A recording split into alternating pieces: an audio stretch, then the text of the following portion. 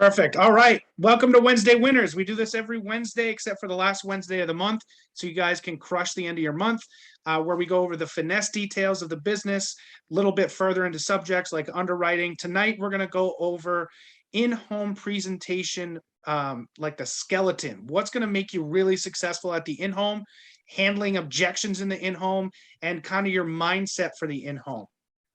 So let's go ahead and jump right into it. Got a small crowd tonight because we have some about TLGs happening right now. Let's go here. And perfect. Can you all see this okay? Yep. Okay. So Yep. the reason I call it in-home and virtual presentations is because you should not feel a difference between either of them. Yes, there are minor differences. One, you're behind a screen. The other one, you're right in their home. But they're the same thing. They're the same exact thing. You're going to share everything the same with the family, okay? So the first thing about an in-home or virtual appointment is to have confidence. That is the biggest thing you need. I was not confident in my first appointments, but I acted like it. Right? I emulated that confidence. I used positive affirmations to get there. I will protect this family tonight. I will do a good job. You know why? I knew I was going to do a good job because I had a team behind me making sure I answered all the clients' questions correctly. I probably called Nelson in my upline probably about 10 times in my first appointment. And have they canceled? No, they're still on the books to this day. Right? Because I took the time to make sure they were taken care of. All right. So selling really starts on the first call. Know your script. Know it like the back of your hand. Nothing happens in this business until you have appointments, right? And if you're having a hard time getting appointments, you need to know your script. Okay. Otherwise, you're not going to do very well. You're not going to get the arbitration we talk about on these lead systems. On the first call, start building rapport. Right? So if I start my phone call with a platinum lead script, hi, my name is Lake. I'm getting back to you from the Mortgage Protection Center on a form you recently sent in. How are you today?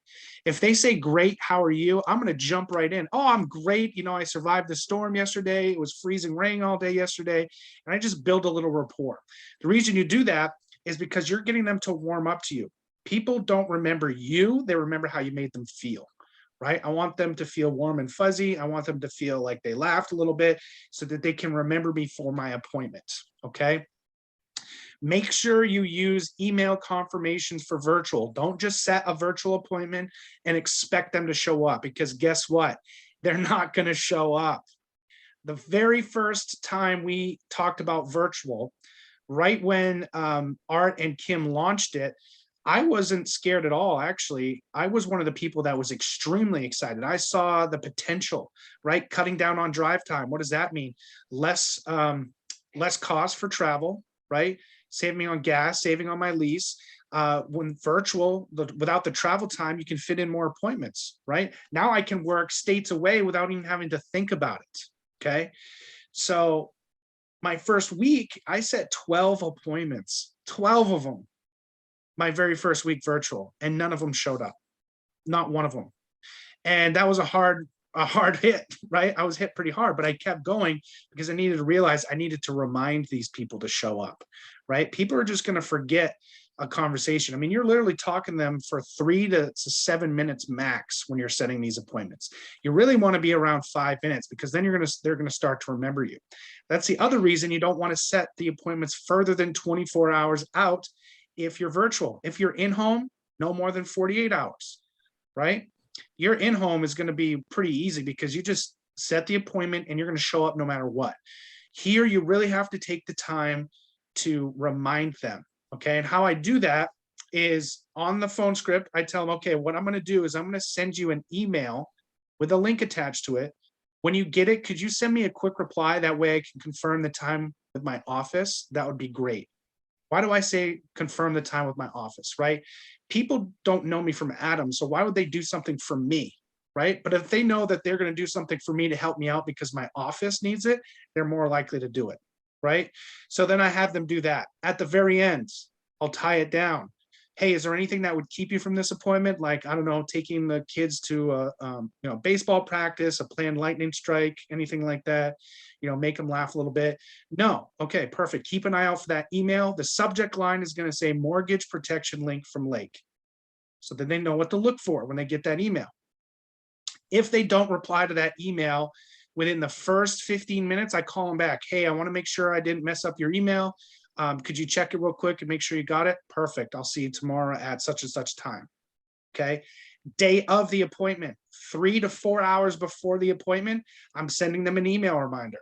Hey, John, just sending you a quick reminder of our Zoom tonight at 4:30. See you both then, Lake.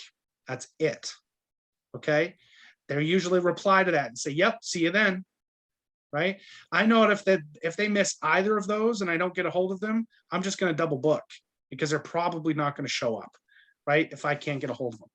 So for here, let me show you what an email looks like. Come on, stop. Go to my email. Let's see. This is a perfect example. I just closed this tonight. Oops. So here's my first email.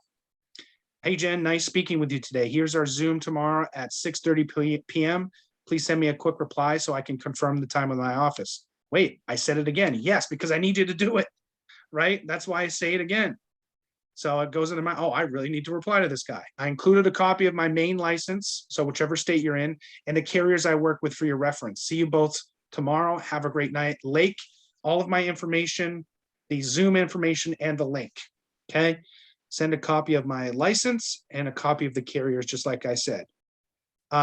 She didn't confirm the first one and I couldn't get a hold of her. Okay.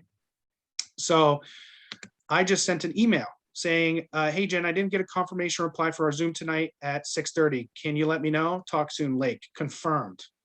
4 hours ago. Perfect. Great. See you then.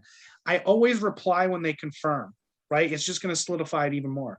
Great. All confirmed. See you then, right? It just adds those levels of confirmation to your virtual. You really want to hit it hard.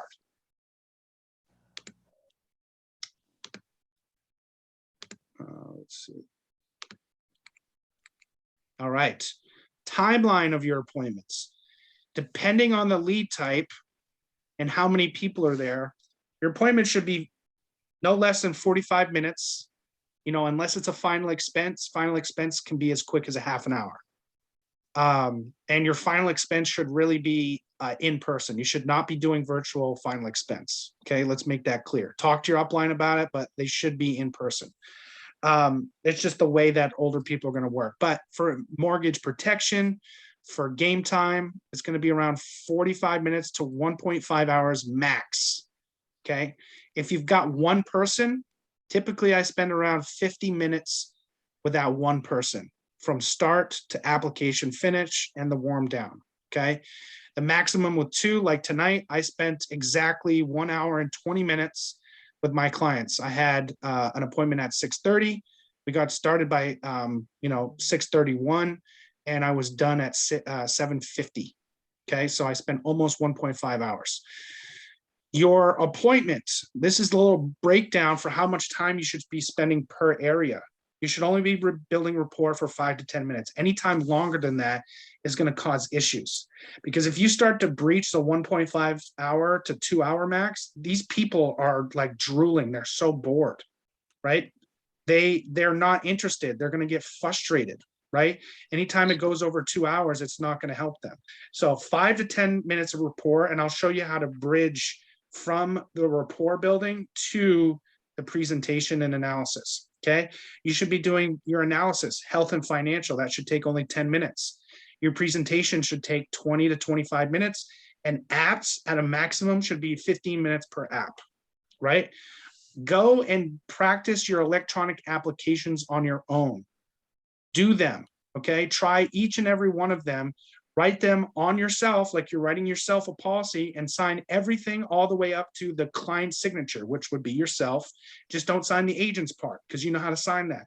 You want to see what these people are looking at, right? So that you can guide them. Because if they say, I don't see what you're talking about, and I've never signed the client's version before, I'm going to be like, yeah, I have no idea, because I can't see what they're doing.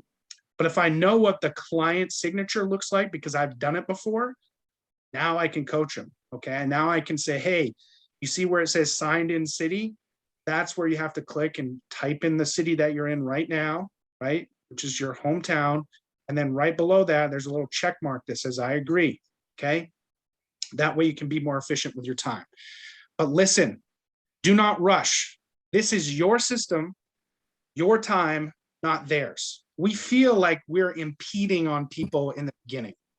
Like we're taking up their time. No, they're taking up our time. They've asked for our help. So do not rush the system. Some people will try to rush. How long is this going to take? You know, say, hey, it'll take 15 minutes to give you the info. You know, it'll take about 30 minutes to go, you know, over questions and applications, right? I'll give them the minimum time. Perfect, right? And then you'll work with them on that, but don't let them rush you, because if you rush, you're not going to get the emotion out of them to make the sale, right? You're going to just send all the logic towards them.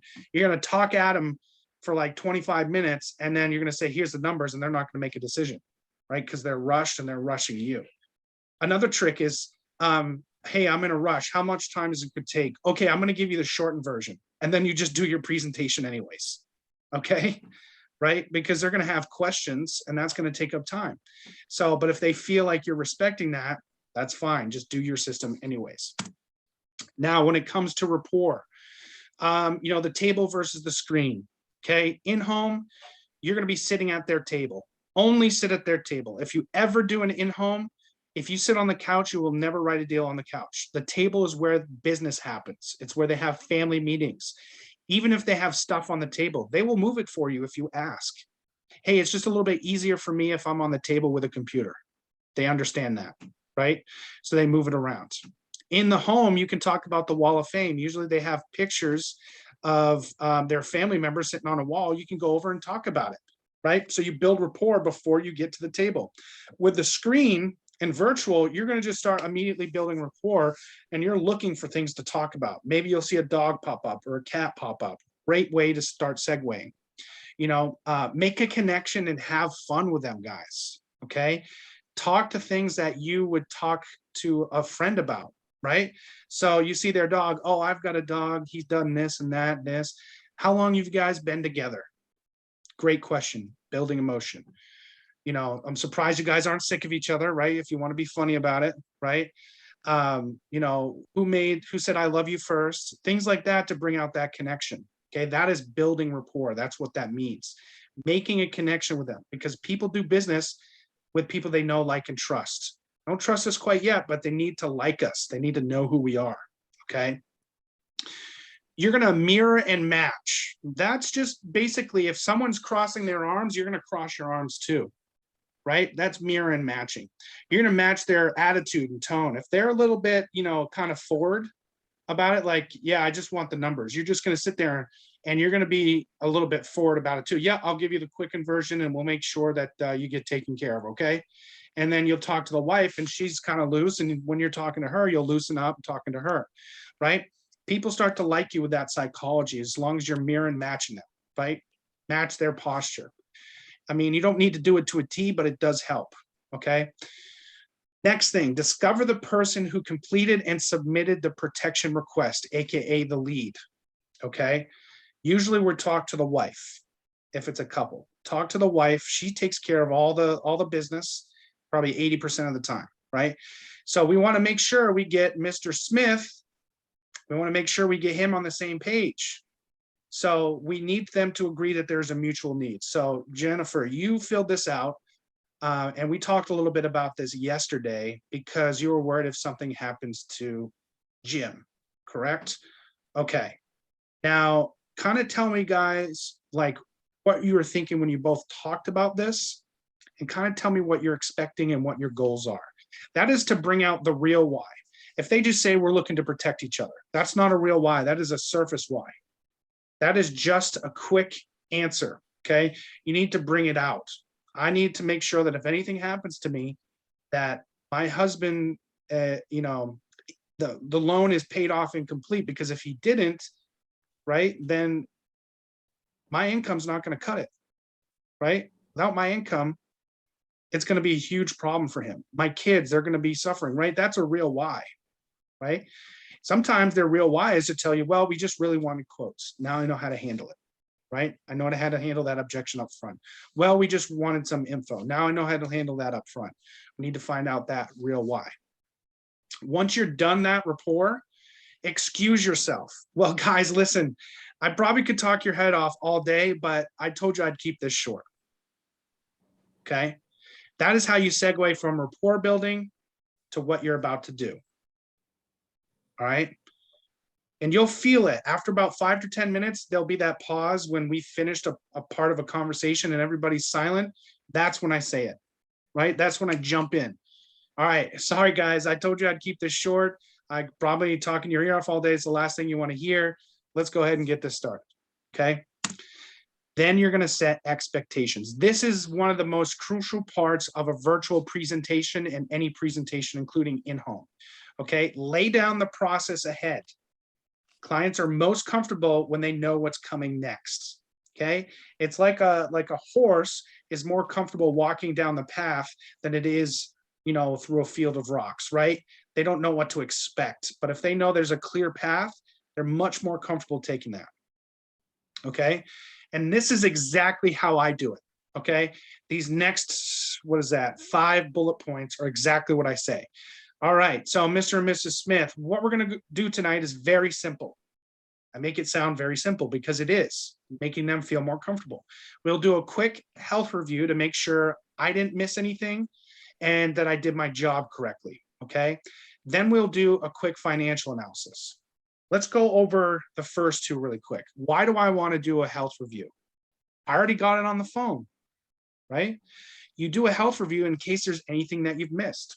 Just happened to me a couple weeks ago, right? Totally missed to do a quick health review. And by the time I was ready to fill out the application, he's like, oh, I did have a surgery. I had an ablation for arrhythmia about 5 years ago. Well, it wasn't really his fault, because if you're better and you don't have to worry about an illness anymore, you're going to be forgetting about it, right? It's not like something that plagues them every day, but we know that an ablation, any circulatory surgery, is going to completely knock them out of term and universal life. They have to go final expense no matter what. And it ruined that opportunity for me. I already quoted him with term and everything. That is why you do a health review. Make sure, ask him, any surgeries, right? Have you had any issues within the last 10 years I should know about it? Reconfirm height, weight, medications.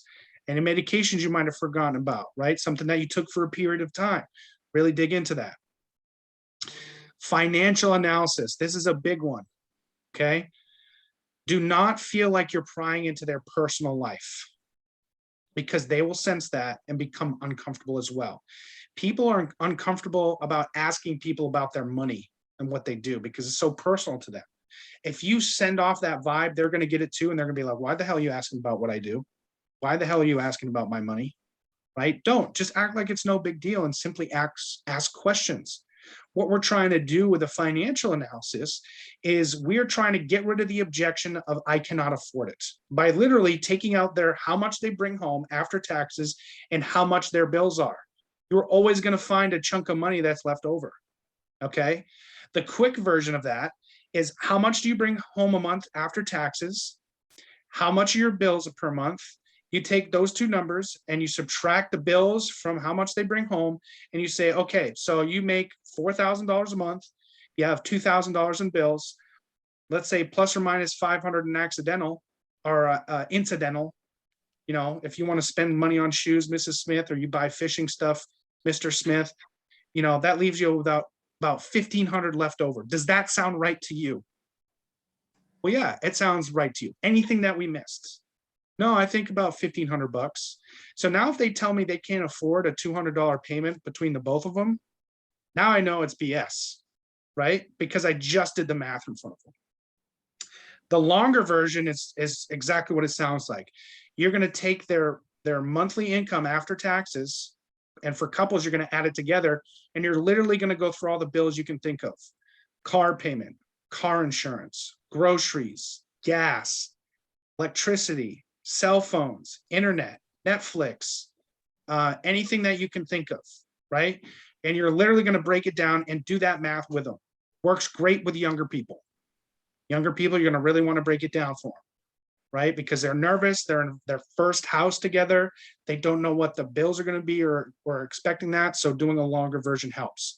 Okay, that's the whole reason we do this, is to get rid of that objection before it even happens. All right. After I say that, then I will show you the programs you qualify for and what they do for you. So I'm just telling them exactly what we're going to do next. From there, you both pick a program that fits your needs and your budget. So what am I telling them to do? I'm telling them they are going to pick something tonight. I'm assuming the sale, right? These are closing, like soft closes for the sale. Then we both fill out and sign the applications together. And then I make sure they get to the carrier for approval. Sound good? If they say yes, they've agreed to do a health analysis, a financial analysis. They've agreed to pick a program that meets their needs and their budget, and they agree to fill out and sign the application. If they say yes to that, then perfect. You probably have a client that's going to make a purchase, right? That you are going to close that client. If they say no, it doesn't. We just want information, or no, we just want to, get quotes. I can handle it now and shut it down within the first 15 minutes of this appointment, so that I don't have to waste my time if they're not going to be my client. At that point, I would ask them, how important is this to you on a scale of 1 to 10? If it's anything less than 7, I'm going to say, okay, guys, obviously you're still in the research phase of this, and I completely respect that. My job as a field underwriter is to give you a tailor fit for your insurance coverage, okay?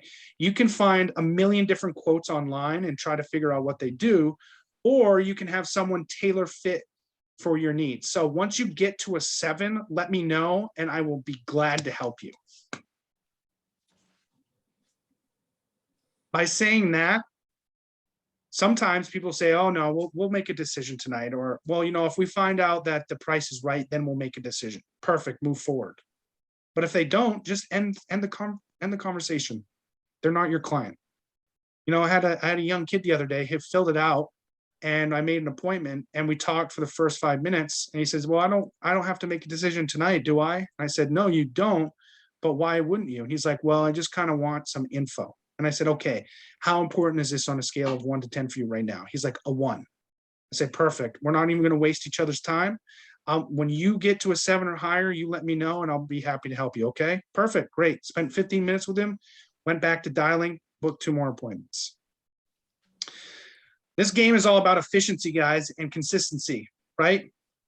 People would take that extra time. Oh, well, I don't have another appointment until 6 o'clock, right? No, take that extra time you've already planned for it to be busy by dialing, to set more appointments. The more appointments you have, the higher you're going to close, right? The more experience you're going to get, and the more money you're going to make. That's what consistency feels like, right? If I had an appointment at the car dealership and they didn't show, am I just going to go bum out in the cafeteria? Oh, my appointment didn't show, so I'm going to spend these next 2 hours out back in the cafeteria relaxing. No, my boss would come here and kick my butt and tell me, get back on the lot and find another customer. Why wouldn't you do that here, right? So make sure you use your time wisely. So now that we've set expectations, now they know exactly what's coming to them. They know exactly what's going on. They have agreed to everything that I've just said. Now we do the presentation. Okay, here's something important that I learned. Capture and hold the attentions of both of them, okay, during the presentation. Usually, both people are going to be talking, right? Because you've addressed both of them at the beginning. You got them to ham up a little bit. If one person is talking and ask all the questions, hey, that's a great question. Mary, do you have any questions? Look at the other and talk to them. Include them in the process. Right? Because the silent one is usually the decision maker, believe it or not. Okay. So you want to involve both of them during the whole thing. Don't stop building rapport. Build rapport during the entire process. You're just going to buff it in the beginning, and then you're going to build rapport throughout. Have fun with it. Talk to them about situations, right? Don't just talk at them, right? So if by talking at them, great. So, this comes with living benefits. And, for critical illness, it'll cover up to 95% of your death benefit if you have heart attack, stroke, cancer, AIDS, anything like that. And yeah, see, I'm just talking at them, telling them quotes. I make it interactive. So, hey, Mary, this is the bread and butter of the policy we're talking about. Remember earlier I said, hey, that this could help you due to illness or accident. Could you go ahead and read box 1 for me, critical illness? Have her read it aloud. Then I explain to it and I tell them a story. Okay. So, John, if you were to have cancer tomorrow and you were going through chemo and you could work, what does that look like for Mary? Well, I don't have my income, so we're screwed, right? Now you can have access to your death benefit tax-free. You don't have to worry about that anymore. Isn't it amazing? Right. So tell those stories, make it interactive. Okay. Again, check in again. Am I doing okay so far? Do you have any questions? Right? Check in with them, getting their attention again. Now tell stories that relate to them. If you find out that they ride motorcycles, talk about critical illness or chronic illness, excuse me. If you get hurt riding your motorcycle, because sometimes you can't trust people driving out there. What if you get T-boned? Now, your right leg isn't working anymore. You probably can't do construction with a bum leg, right? Or if you lost your leg, probably not for a while at least. Can you imagine? Or what if you broke your back or had a traumatic brain injury? Relate those stories. Tell them that and the consequences. Now, here's something I learned from the car business that fits into this. Call it FAB, feature, advantage, benefit. Okay? Use this to build value. By telling these stories, you're showing them the feature. What is the feature? Let's go with an IUL. Feature of an IUL. Colby, what's a feature of an IUL? You have the flexibility to determine whether or not you want to pull money from it and end it, or just keep it for the rest of your life and build the cash, or rather build the cash value. Okay, so that's multiple benefits. What's one benefit? Cash value, right? So cash value, Right. What's the advantage of having cash value? Being able to use it if the need presents itself. Okay, and what's the benefit? How does it benefit the client? So if you need it, especially if you just purchased a home, you need it, and let's just say your water heater goes bad or your air conditioning goes bad, you can pull the money from your life insurance as opposed to having to borrow the money to get that fixed because you have it in the cash value. Bingo. That's a perfect feature, advantage, benefit. That's perfect. Use that constantly. Talk about the features, talk about the advantage of having the features, and then show them how it's going to benefit them, right? Just like Kobe, I do the same exact thing. Say, listen, 5 years down the road, your boiler goes, your hot water heater, it's $2,000 to replace plus labor. I don't have $3,000 on hand, do you? No, you don't. So you're going to go get a personal loan. That's going to cost like 9 to 10%, maybe 7% if you're lucky for a personal loan on that little amount of money, right? And then you're going to have to pay it back. Why wouldn't you take it from your cash value that you've earned, right, and pay it back at 4% interest? If it happens after 15 years you've had the policy in place, you pay 0 interest on that loan. Right? Doesn't that make sense? Yes, it does. Perfect. If you keep using FAB, practicing FAB, so go into your, go into the brochures, look at all of the benefits that each product delivers, all the features, right? Look at all the features that each product has. Think of an advantage of having that, and then think of a way you can relate it to a client, the benefit to that client, right? Chronic illness. A feature of chronic illness is that you can collect up to 24% if you become chronically ill. The advantage is that if you break your back, you can collect that money. The benefit is that you broke your back, now you can't work, now you can collect that money and make sure that you're taken care of. right? Isn't that awesome? Yes. Now I've just related to him specifically because I know that Mr. Smith likes to ride motorcycles. It is all putting that right in front of them, right? Making them so they can see it. That's the important part. Closing, assume the sale. Always assuming the sale. We just did it in the beginning. We assumed the sale because we asked all those questions. We did the perfect intro, and they agreed to sign the application. So once you, right before you get to the quote page, okay, paint a picture of their loss by asking each client, what would plan B look like if the other passed away? So if I say, Colby, what happens if Courtney goes to work tomorrow and wouldn't you know it, there is a teenage texter and it T-bones her and she doesn't make it home? What does plan B look like for you financially? Then let them talk about it. If the other person starts to chime in, like if Courtney started to chime in, I'll just say, Courtney, you're dead right now. He's going to make this decision on his own. Right? If they start laughing about it, I'll say, guys, I know it's hard to talk about this stuff, but I'm serious. What does that look like? Don't laugh along with them. Right? Because sometimes they'll just try to brush it past. It's an uncomfortable thing to talk about, but you need it to hit home. Right? You need that emotion. This is an emotional sale backed by logic. Once you've done it to both of them, tell them, let me show you why neither of you have to worry about that. Boom, you hit them with the numbers. You explain the numbers with the TLG system. Full mortgage, half mortgage with accidental, half of the half with accidental for equity protection or mortgage payment protection. So if I go back here to my presentation,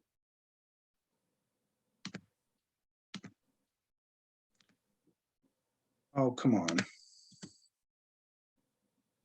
Right here. So if I go to my presentation, I've just asked them the question.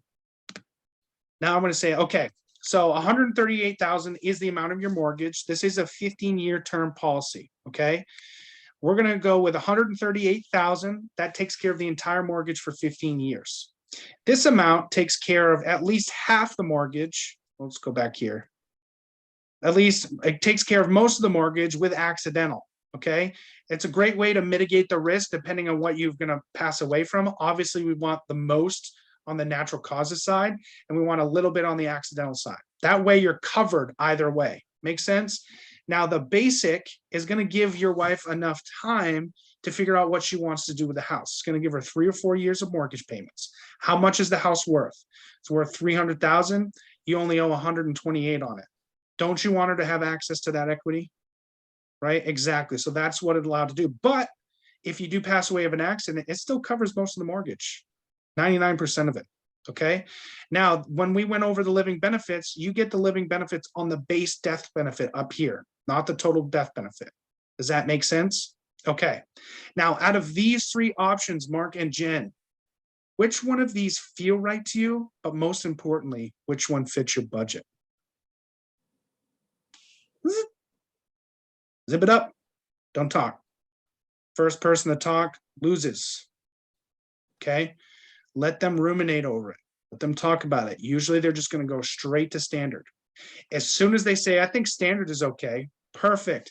And then you just exit out of it and you go right into the electronic applications and start the e-up. As I'm doing that, I say, okay, great. So all I need from you guys is your license, the account information you want the premium to come out of, and your medications.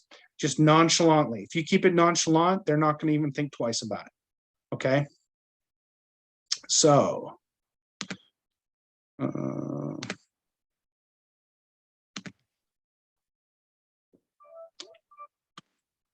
see. So we did that. Show an illustration if needed, like at the numbers.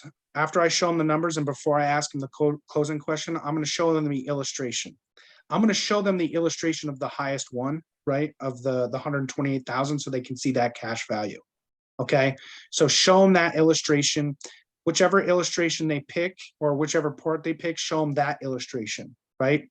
But first show them the big one. Okay. Like I said, out of these 3 options, which one feels right to you? But most importantly, which one fits your budget? Why do I ask it that way? Because I said a million times before, this is an emotional sale backed by logic. Okay. That's why you want them to go with their gut feeling. Which one feels right to you? okay? Now you're going to want to share your screen while you're going through the application so that you can ask them questions so they feel comfortable. Because if you just hide behind the screen, right? And if I stop sharing and I'm just, okay, what is your social security? All they see is my face, right? That's kind of uncomfortable. So make sure you show them the application so that they can follow along with you. After the applications are done, they've signed them. You should always make sure they're signed before you get off. The one thing that I do that helps me keep the business on the books, there we go, is, do you guys feel good about what we did tonight? Say it just like that. Yes, we do, Lake. I'm glad we could meet each other. It was great meeting you both. Then I'm going to tell them, okay, what to expect. It's going to take about 72 hours or sooner to hear back from the carrier. Either they're going to approve it or they're going to ask for more information. If I don't like what they're hearing, what I'm hearing from them, we're going to just make a pivot and switch. It might change your premium. It might change your face amount, but we'll make sure you get approved. Okay. That sets me up that if anything goes wrong, they already expect to do the pivot. So I can just call them up and say, hey, I didn't like what the carrier said. Good news, we can still get you covered. Now I'm switching to a final expense policy. Bada bing, bada boom, switch it up. It's just an easy, quick switch. You can turn that denial into another application like that. Okay. And then you just spend 3 minutes after that talking about anything but insurance. What are you guys doing the rest of the night? I saw that you were up and down cooking dinner. What are you having for dinner? Right? Just talk for 3 minutes of nothing about insurance. You warm it down and then, okay, guys, it was great meeting you. I'm sure you want to get the heck off this call with me.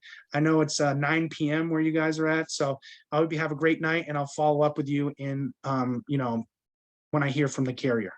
Which person would you like me to reach out to? Right? And then you just ask them, do you want me to reach out to the wife or the husband? Okay.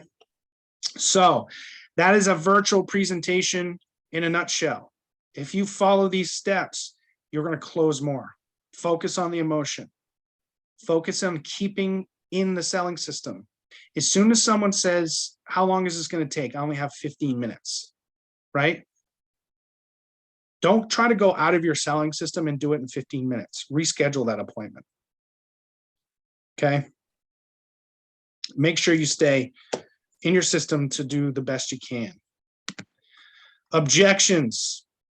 The best way to overcome an objection is before they happen. We did that already. Okay. The 5 points that we went over. When you get an objection you can't handle, okay, call your upline, especially if you're new and you're selling. The first thing you should do is when you get an objection, say, oh, hang on just 1 second. Hey, Mr. Savage-Bellavance, I'm here with Colby and Courtney. They like our options. They just want to spend a little time thinking about it. Put it on speaker, put it by the microphone. Hey, how's it going, Colby and Courtney? How is such and such treating you? Oh, he's one of my best agents out there. We're going to edify you. And then we're going to go in and see what's going on. We're going to see if they're closing them, right? And if we can close them, great, you made a sale. If we can't close them, guess what? No one was going to make it anyways. Wouldn't you rather try than do nothing at all? And then think about what could I have done right to make that sale? I felt a lot more comfortable about my uplines failing to make the sale because I knew if they couldn't, I couldn't either. Wasn't my client. All right. If they want to think about it, call them out on their excuses. You already built the ammo. We don't know if we can afford this. Wait a minute, I'm just confused. When we did your budget earlier, you said you had $1,500 left over. This is about $150 a month between the both of you. What about it can you not afford? Well, we think it's too expensive. Okay, why do you think it's too expensive? Have you ever done this before? Yeah, through work, it's like $8 a month. And then you explain how work insurance works, right? Explain that to them. Now we're getting to the real objection by using the ammo that we had, right? Bring out their why again. Well, didn't you guys want to help each other in case anything happened? I mean, what if something happens tomorrow, right? Be bold about what you're providing them, right? You guys are making the right decision by doing this. Why would you wait? Okay. You're going to try to close it 3 times before you let it go. If you try 3 times and your upline can't do it, guess what? It's not your client. Can't win them all, but you can win most with these techniques. All right. Another cool little technique we want to think about it. Okay, completely understand you guys want to think about it. It's a normal question. By the way, do you guys hear how I'm agreeable the whole time? I always agree with them. You're going to want to do that. Okay. Step up your game by agreeing with them when they have an objection. Completely understand you guys want to think about it. Makes total sense. Usually it comes down to three things. Usually it comes down to the person didn't like the agent, the premium was too much, or they didn't see the value. I know you didn't kick me off the phone call yet, so I know you like me, right? You laughed a couple of times, right? So is it the premium or you don't see the value? What's the premium? Okay. We know the first one is probably too much, right? So we're going to knock preferred right off the ballot. Now, between standard and basic, which one are you guys leaning towards? Whichever one they say, basic or standard, add them both together. So the standard is $150 a month. Would that change your standard of living each month? Would that put you out of house and home? Well, probably not. Would $150,000 if he passed away to pay off your home, would that change your standard of living then? Well, yeah. Then what is there to think about? People are just scared to make decisions sometimes, right? So you have to make them for them. So what time is it? It's 8:47. All right, so let's start to ask some questions. Let me get this off here. All right, let's see who's got some questions. We got another about 13 minutes. Colby, question. Yes, question. So we definitely want to bring out the why. Sometimes people can be a bit hesitant or superficial with what it is they say that the why is. How do you dig into getting the real why out of them? Right. So that's a great question. Digging the real why was something that I struggled with in the beginning because you've got usually it's single middle-aged men who have really no why, right? They don't have any dependents. So you got to really dig. You got to dig for it. So what would it look like if this happened to you? What would it look like if this happened to you? Right? You start asking these questions, especially for their single middle-aged men. If you weren't able to work tomorrow, what does it look like? Well, I've got short-term disability. Great. That's awesome that you have short-term disability. Okay. That typically pays 60% of your income for 6 to 12 months. What happens after that? See, now I'm building a why for him. Right? Oh, I didn't think of that. So what happens if you break your back and you can never work again? Right? You got 12 months of 60% of your income. How's that going to help you pay your 30-year mortgage? Right? Oh, I didn't think of that. Right? So, because sometimes they don't think about that, right? They were just looking for information. But if you can help them build that why, then that's great. For couples who have like a short why, we just wanted to protect each other. Okay, so do you guys have any children you're looking to protect? Right? What would happen to, where would your children go if you both passed away? Ask those questions, build that emotion. Does that make sense, Colby? Definitely does. So kind of present the scenario and ask scenario type questions. Scenario type questions. Okay, exactly. Exactly. Yep. Who's financially more vulnerable here? Right? Who, you can laugh about it. Who makes more money? Right? Kind of laugh about it there. And usually the person who makes less money is the more vulnerable. So listen, Jim, if something happened to you, you make quite a bit more than Mary, right? So if something happens to you, she's not affording all that plus childcare, right? So you're just kind of showing them that a little bit more. Next question. Great question, Colby. Crickets, come on, guys. The quality of your questions determine the quality of your success. How many times do I say that each week? Probably at least once, right? Hey, I'm not interested anymore. You're not interested anymore. So we're talking about phone scripts. Okay, so phone script, you're not interested anymore. Great. You probably want to get off our call list, don't you, Michelle? Yes. Okay, so that I can do that for you. Let me mark my file real quick. Now, when you say you're not interested, what changed between the time you filled out the form and now? I'm just not interested. Oh, you're not interested? Is that because you already got coverage? No, I'm just not interested. I don't think I need it. Well, that's someone you're not going to get through to. What? If they're being that That's mean, what just I call them thought. back Yeah, at a that's better what I time. Yeah, they just keep saying, I'm not interested. They just keep going and going and Okay, They just keep sometimes I'll saying throw that. them off guard and I'll say, hey, listen, I'm not a salesman, okay? If they keep Oh. saying I'm not interested, I'll say, okay, listen, I'm not a salesman, okay? Just a field underwriter. They'll be a little bit nicer to you, I promise. Okay. Any questions related to the virtual presentation?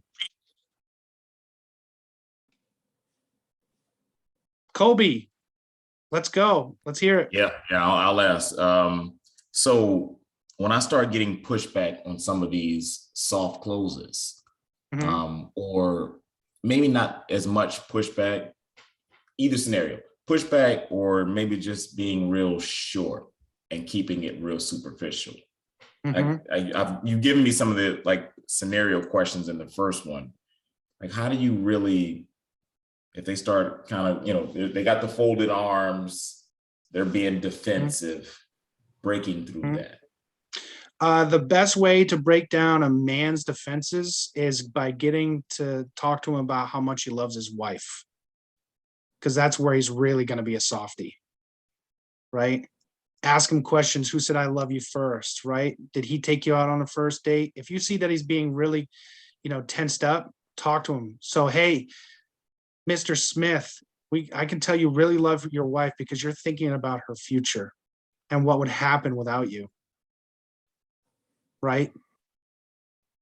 Soften him up by using the love of his wife, right? It's an easy way to do that. Okay, simple. Sounds good. Thanks.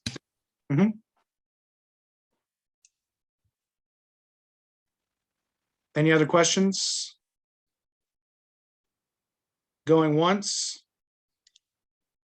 Your All right, I'm gonna PowerPoint. start calling people out. Scotty, Yep. you got a question? I know you do. Let's go. I'll see about the PowerPoint. I mean, no, really, it's just the closing. I mean, I have trouble closing. Okay. So what about closing do you have trouble with? I mean, you've already answered. It's just about if they, when you show them the prices, they're like, I don't think that's gonna work for me, or If you show them the process and they say no, the something prices. like, Normally, my biggest issue is when I show them the prices, they're not liking it, and I'm not really sure where to go from there. okay, so they said, no, we don't want to make a decision tonight Yeah, or in the very beginning. but- Okay, what's keeping you guys from making a decision tonight? Oh, because we want more information. What kind of information were you looking for? If I gave you all of that information and we found the sweet spot for your budget, would there be any reason why you wouldn't protect each other tonight? You're gonna ask questions like that, pointed questions, until they say yes or till it's a solid no. If it's a solid no, ask them the 1 to 10 question. How important is this to you guys on a scale of 1 to 10? Like I said, if it's anything less than a 7, just stop the appointment. When you guys are ready, get a hold of me. I'll be more than happy to help you. But it just sounds like it's not right for you guys right now. Sounds like you got a lot going on. When you're ready, just reach out to me and then put it in your back pocket and follow up with them in 4 months. Yeah. Okay. Does that help?